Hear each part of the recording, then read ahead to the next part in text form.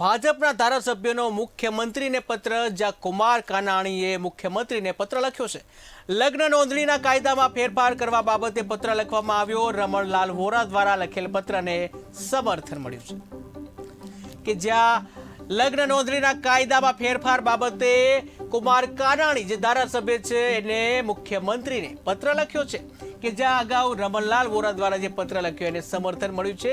તો ભાજપના ધારાસભ્ય કુમાર કાનાણી જે છે એમણે જે મુખ્યમંત્રી ભૂપેન્દ્ર પટેલને પત્ર લખ્યો છે કે જેમાં લગ્ન નોંધણીના કાયદા છે એ અંતર્ગત મુખ્યમંત્રીને પત્ર લખવામાં આવ્યો છે.